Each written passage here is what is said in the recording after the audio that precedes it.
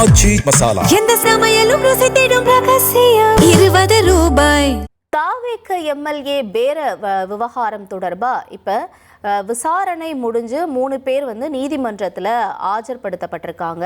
இவங்களுக்கான கஸ்டடி முடியப்பட்டிருக்கு அப்படின்னு சொல்லப்படுது. தொடர்ந்து நீதிமன்றத்தில் ஆஜர்படுத்தப்பட்டிருக்க நிலையில் இதில் இருக்கக்கூடிய தற்போதைய தகவல்கள் என்ன என்பது தொடர்பான விவரங்களோட செய்தியாளர் சாலமன் இணைஞ்சிருக்காரு. சாலமன் வணக்கம். இந்த 3 பேர் யார், மேலும் நீதிமன்றத்தில் எப்போ இவங்க ஆஜர்படுத்தப்பட்டிருக்காங்க, மேலும் நிலவரங்களை நீங்கள் சொல்லலாம்.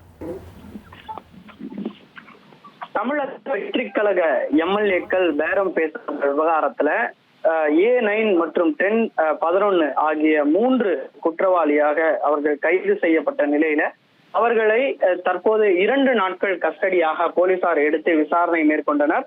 விசாரணையில கஸ்டடி முடிந்து தற்போது 3வரையும் போலீஸ் காவல் நிலையத்தில இருந்து தற்போது நீதிமன்றத்திற்கு, முதன்மை அமர்வு நீதிமன்றத்திற்கு அழைத்து செல்கின்றனர் திருவல்லிக்கேணி போலீசார்.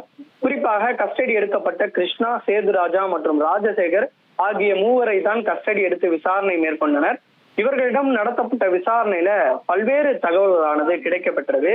அதன் அடிப்படையில தான் 12வது நபராக ஒருவர் கைது செய்யப்பட்டார்.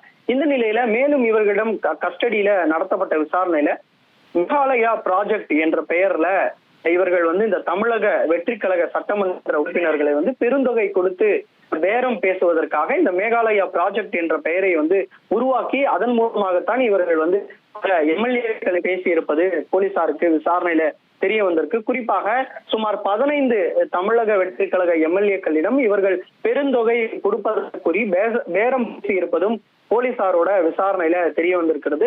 அதனை அடிப்படையாக வைத்து அடுத்த கட்ட விசாரணையை நோக்கி காவல்துறையினர் நகர்ந்திருக்கிறார்கள்.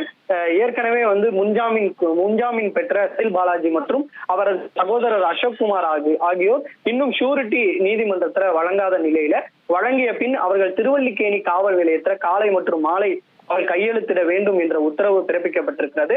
இந்த நிலையில தான் தற்போது 3 நபர்களை கஸ்டடி நிறைவு பெற்று தற்போது முதன்மை அமர்வு நீதிமன்றத்துல அவர்களை ஆஜர்படுத்துவதற்காக அழைத்து செல்கின்றனர். ஆஜர்படுத்திய பின் அவர்களுக்கு நீதிமன்ற காவலானது மேஜிஸ்ட்ரேட்டால வழங்கப்படும். இந்த நிலையில இந்த வழக்கானது தற்போது சூடு பிடித்து அடுத்த கட்டத்தை நோக்கி நகரக்கூடிய நிலைமை ஏற்பட்டிருக்கிறது. உங்களுடைய தகவல்களுக்கு நன்றி சாலமன். ஆச்சி மசாலா. எந்த சமையலும் ருசி தேடும் ரகசியம். 20 ரூபாய்.